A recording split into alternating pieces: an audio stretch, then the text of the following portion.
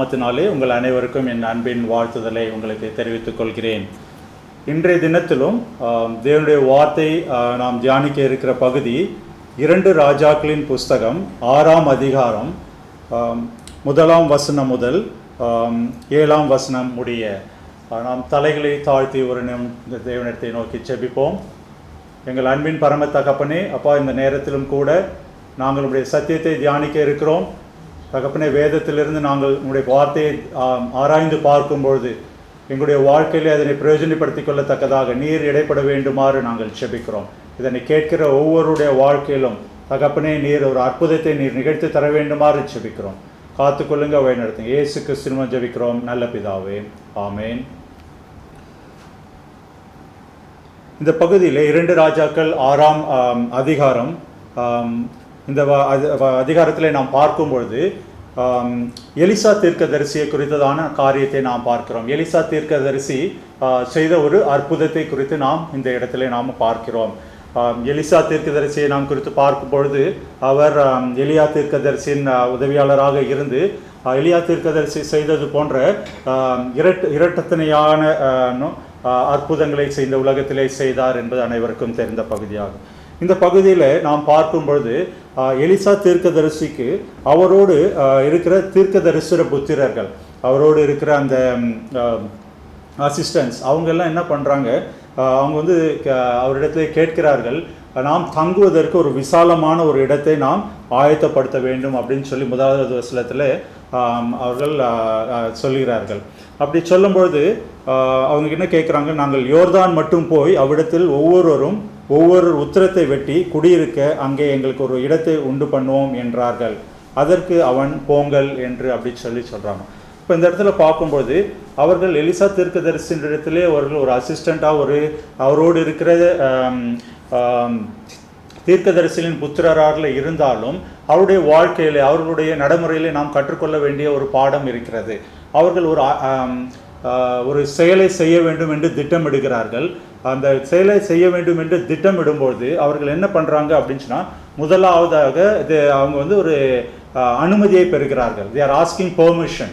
அப்படி தான் நம்முடைய வாழ்க்கையிலும் நாம் செய்ய வேண்டிய ஒவ்வொரு காரியத்திலும் நாம் தேவனிடத்தில் அனுமதி கேட்டு நாம் செய்கிறவர்களாக காணப்பட வேண்டும்.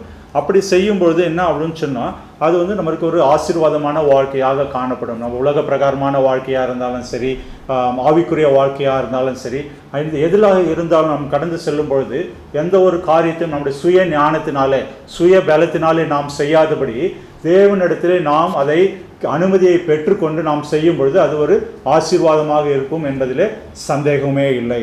அப்படியாக நம்ம பார்க்கும் பொழுது அங்கெடுத்து நம்ம பார்க்கிறோம் 3ஆம் வசனத்திலே, 2 ராஜாக்கள் 6ஆம் அதிகாரம் 3ஆம் வசனத்திலே நாம் என்ன பார்க்கிறோம் அப்படின்னா, அவர்களில் ஒருவன், நீர் தயவு செய்து உம்முடைய அடியாரோடே கூட வர வேண்டும் என்றான். அதற்கு அவன், நான் வருகிறேன் என்று சொல்லி. இப்போ இந்த இடத்துல ஒரு முக்கியமான காரியத்தை நம்ம பார்க்கிறோம்.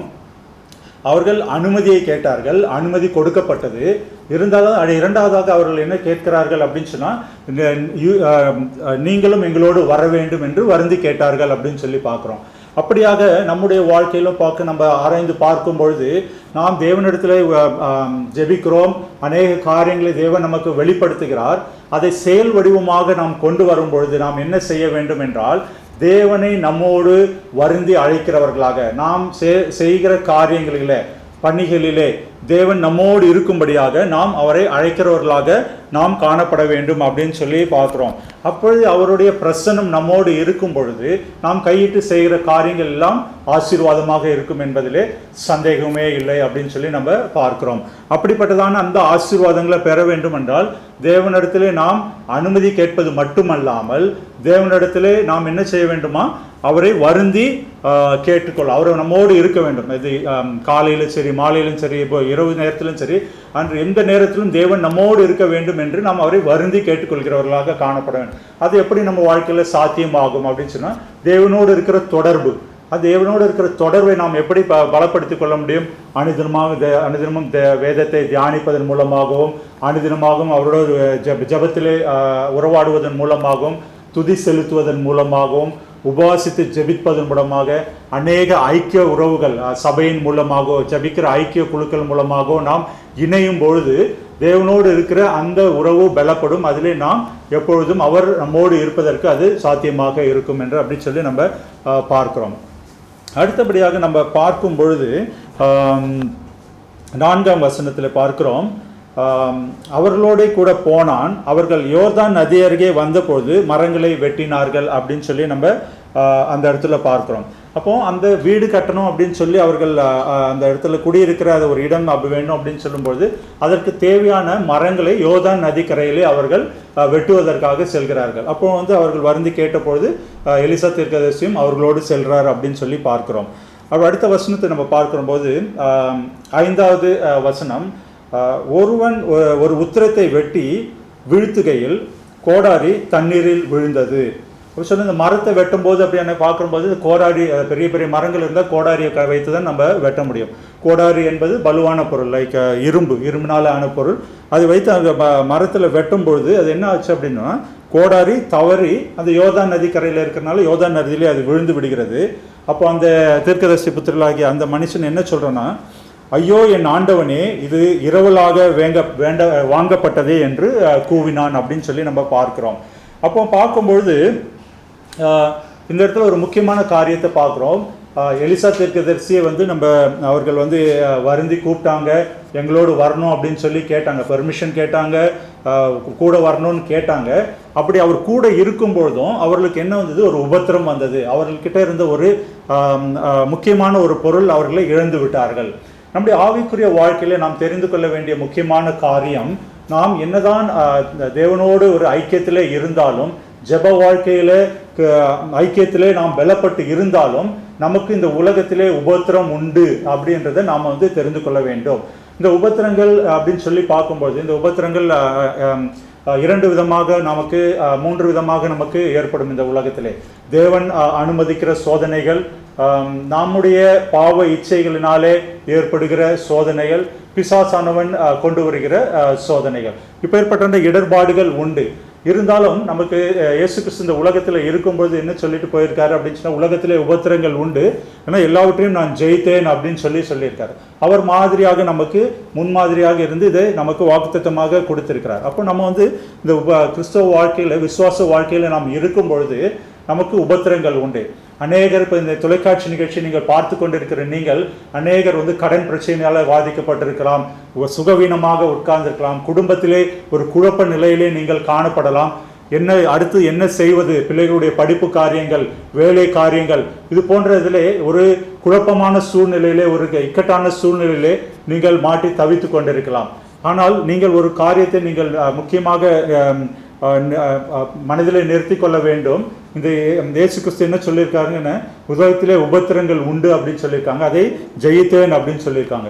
இப்போ இந்த தீர்க்கதரிசன புத்திரரும் இரவலாக வாங்கி கொண்டு வந்த கோடாரி தண்ணீரில் விழுந்து விட்ட உடனே அவருடைய மன கலேசத்தை அவர் என்ன சொல்றாராம், ஐயோ நான் இரவலாக வாங்கி வந்தேனே அப்படின்னு சொல்லிட்டு. அவருக்குடைய அது சொந்தமான பொருளும் அல்ல, அது ஒரு கடனாக பெற்றுக்கொண்ட பொருள். அப்போ அவர் செய்கிற முதல் காரியம் என்ன அப்படின்னு சொல்லி பார்க்கும்போது, ஐயோ என் ஆண்டவனே, இது இரவலாக வாங்கப்பட்டதே அப்படின்னு சொல்றாரு. இப்போ முதலாவதாக அவர் என்ன சொல்றாரு அப்படின்னு சொல்லி பார்க்கணும், யார்கிட்ட போறாரு, அதுதான் முக்கியமான காரியம். அந்த ப்ராப்ளம் அப்படின்னு வந்த உடனே அவர் என்ன சொல்றாரு, அந்த ப்ராப்ளத்தை அட்ரஸ் பண்றாரு. அந்த ப்ராப்ளத்தை யார்கிட்ட சொல்றாரு, அவருடைய எஜமானனா இருக்கிற அந்த எலிசா தீர்க்கதரிசி. நம்முடைய வாழ்க்கையில நாம் நம்முடைய ப்ராப்ளத்தை, நம்முடைய பிரச்சனைகளை யாரிடத்துல எடுத்துக்கொண்டு செல்கிறோம்?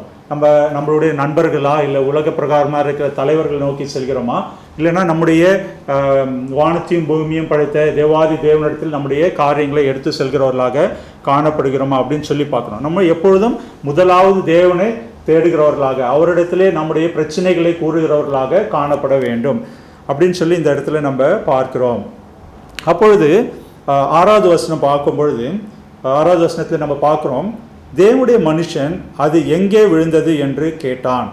அவன் அந்த இடத்தை காண்பித்த பொழுது ஒரு கொம்பை வெட்டி அதை அங்கே எரிந்து அந்த இரும்பை மிதக்க பண்ணி அப்படின்னு சொல்லி நம்ம பார்க்கிறோம்.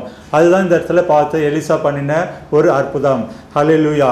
தேவன் இந்த நேரத்தில் அந்த அற்புதத்தின் மூலமாக நம்மோடு இடைப்பட இருக்கிறார். இப்போ இந்த இடத்துல நீங்கள் பார்த்தீங்க அப்படின்னு சொன்னோம்னா, ஒரு கொம்பை வெட்டி அப்படின்னு சொல்லுவாங்க. கொம்பு அப்படின்னு சொல்லும்போது அது பார்த்தீங்கன்னா ஒரு மரத்தில் இருக்கிற ஒரு கொம்பை வெட்டி அந்த இடத்துல போட்டாங்க. அப்போ இந்த இடத்துல 2 காரியத்தை நம்ம வந்து தெளிவாக நாம் புரிந்து கொள்ள வேண்டும். எலிசா தீர்க்கதரிசி அந்த தீர்க்கதரிசி புத்திரத்தை கேட்ட கேள்வி அடுத்த வசனத்தை பார்க்கும்போது அது 6வது வசனத்தை தேவன் மனுஷன் அது எங்கே விழுந்தது அப்படின்னு சொல்லி கேட்குறாரு. ஸ்பெசிஃபிக் கொஸ்டின், அது எங்கே விழுந்தது அப்படின்னு சொல்லி கேட்குறாரு. அப்போ அந்த தீர்க்கதரிசியின் புத்திரன் என்ன பண்ணுறாரு, அந்த விழுந்த இடத்தை அவர் சரியாக காண்பிக்கிறார். அந்த நேரத்தில் அவர் எதுவும் புலம்ப செய்யலை, எனக்கு அது போச்சு இது போச்சு அப்படின்னு சொல்லி வருத்தப்படலை.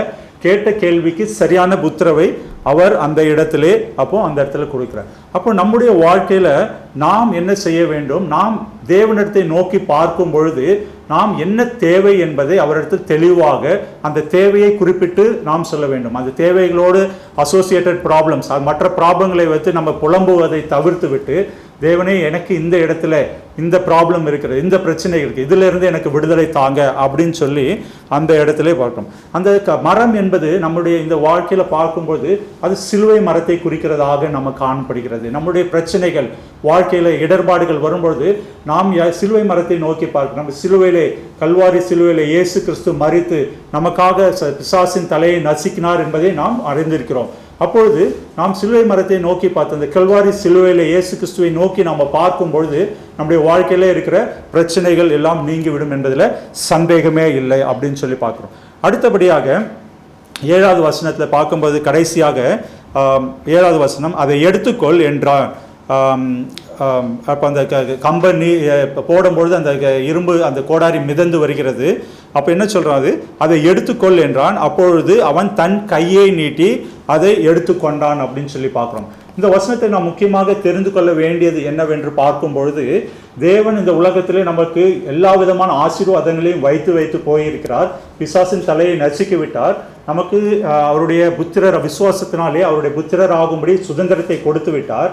அப்படி இருக்கும்போது அந்த ஆசீர்வாதங்கள் எல்லாம் நமக்கு முன்பாக இருக்கிறது. நாம் என்ன செய்ய வேண்டும், அதை கை நீட்டி எடுத்துக்கொள்கிறவர்களாக காணப்பட வேண்டும். அப்படி நாம் தான் முயற்சிக்க வேண்டும். நாம் மற்றவர்கள் நமக்கு வந்து உதவி செய்வார்கள், நமக்கு வந்து அந்த பிரச்சனை இருக்கு அப்படின்னு சொல்லி அதையே பெரிதுபடுத்தாதபடி தேவன் நமக்கு வைத்து சென்றிருக்கிற அந்த ஆசீர்வாதத்தை நாம் பற்றி கொள்கிறவர்களாக நாம் காணப்பட வேண்டும் என்பதை இந்த வசனத்திலே நம்ம பார்க்கிறோம். அதுதான் ஒரு புதிய வாழ்க்கை. அதுதான் நம்ம வந்து பாவத்துக்கு மரித்து நம்முடைய புதிய வாழ்க்கை, கிறிஸ்து இயேசு நமக்காக இந்த உலகத்திலே கொடுத்த அந்த புதிய வாழ்க்கையை நாம் பெற்றுக்கொள்கிறதற்கு நாம் கடமை உள்ளவர்களாக காணப்படுகிறோம். இந்த நேரத்தில் நாம் இந்த 2 ராஜாக்கள் 6ஆம் அதிகாரத்தில் முதல் 7 வசனத்தை நாம் தியானித்ததின் சுருக்கத்தை நாம் பார்க்கும் பொழுது, எந்த ஒரு காரியத்தை நாம் தொடங்கும் முன்பாக நாம் என்ன செய்ய வேண்டும் என்றால், தேவனிடத்திலே நாம் அனுமதியை கேட்கிறவர்களாக காணப்பட வேண்டும் அப்படின்னு சொல்லி பார்க்கிறோம். அப்பொழுதும் அது மட்டும் இல்லாமல் அது காரியத்தை தொடர்ந்து நடத்தும் பொழுது பரிசுத்த ஆவியானவருடைய துணையை நாட வேண்டும் என்பதை நாம் பார்த்தோம். அடுத்தபடியாக ஆவிக்குரிய வாழ்க்கையிலே, உலக பிரகாரமான வாழ்க்கையிலே நாம் கடந்து செல்லும் பொழுது நமக்கு உபத்திரங்கள் உண்டு. ஆனாலும் கிறிஸ்து நமக்காக எல்லாவற்றையும் ஜெயித்தார் என்ற அந்த நம்பிக்கையிலே நாம் கடந்து செல்வர்களாக நாம் காணப்பட வேண்டும். அதே போல அடுத்து நாம் பார்க்கும்போது என்ன தேவை என்பதை நாம் தேவனிடத்திலே தெளிவாக துல்லியமாக எடுத்து சொல்லி அதற்காக நாம் ஜெபிக்கிறவர்களாக காணப்பட வேண்டும் அப்படின்னு சொல்லி பார்த்தோம். அடுத்தபடியாக நமக்கு கொடுக்கப்பட்டிருக்கிற உலக பிரகாரமான ஆசீர்வாதங்கள், ஆவிக்குரிய ஆசீர்வாதங்களை நாம் பெற்றுக்கொள்ள வாஞ்சித்து நாம் அதை பற்றி கொள்கிறவர்களாக காணப்பட வேண்டும். இப்பேற்பட்டதான இந்த ஆசீர்வாதங்களை நாம் பெற்றுக்கொள்வதற்காக தேவனிடத்திலே நாம் தலைகளை தாழ்த்தி நாம் ஜெபம் செய்வோம். அன்பின் பரம தகப்பனே, அப்பா, இந்த நேரத்திற்காக நாங்கள் நமக்கு நன்றி செலுத்துகிறோம். இப்பொழுதும் எலிசா தீர்க்கதரிசி இந்த உலகத்திலே செய்ததான ஒரு அற்புதத்தை குறித்ததாக நாங்கள் பார்க்கத்தக்கதாக தேவரின் கிருபை செய்தீர். அப்பா, அதே போல எங்களுடைய வாழ்க்கையிலும் நாங்கள் உம்மை வருந்தி அழைக்கிறவர்களாக, உம்மை நோக்கி பார்க்கிறவர்களாக, நீர் எப்போதும் எங்கோடு இருக்க வேண்டும் என்பதை அப்பா உம்மிடத்தில் கெஞ்சி கேட்கிறவர்களாக இருக்க தேவர் கிருபை செய்யுமாறு ஜெபிக்கிறோம். தகப்பனே, உலக பிரகாரமாக எந்த ஒரு ஆபத்துகளோ நாசமோசங்களோ வந்தாலும் தகப்பனே, நீர் எல்லாவற்றையும் சிலுவையில் எங்களுக்காக ஜெயித்தீர், பிசாசின் தலையை நசுக்கினீர் என்ற அந்த நம்பிக்கைக்காக நாங்கள் நன்றி செலுத்துகிறோம். தகப்பனே, அப்பா, நீர் தருகிற ஆசீர்வாதத்தை நாங்கள் குறிப்பாக கேட்டு பெற்றுக்கொள்ள, அதை நாங்கள் சுதந்திரித்துக் கொள்ள தேவர் கிருபை செய்யுங்க. இந்த தொலைக்காட்சி நிகழ்ச்சியிலே தகப்பனே, யாரெல்லாம் பார்த்து கொண்டிருக்கிறார்களோ, என்ன தேவைக்காக தகப்பனே அப்பா உம்மிடத்தில் மன்றாடி கொண்டிருக்கிறார்களோ, இந்த ஜெப வேளையிலே எந்த தேவை குறித்து அவர்கள் வேண்டிக் கொண்டிருக்கிறார்களோ தகப்பனே, நீர் ஒரு அற்புதத்தை செய்யுங்க. தகப்பனே அப்பா, இரும்பை தண்ணீரிலே மிதக்க செய்த தேவன், அவருடைய வாழ்க்கையில் ஒரு அற்புதத்தை நீ செய்ய வேண்டுமா ஜெபிக்கிறோம். காத்துக்கொள்ளுங்க, வழி நடத்துங்க. இயேசு கிறிஸ்துவின் ஜெபிக்கிறோம் நல்ல பிதாவே, ஆமேன். கர்த்தர் உங்களை ஆசீர்வதிப்பாராக. ஆமேன்.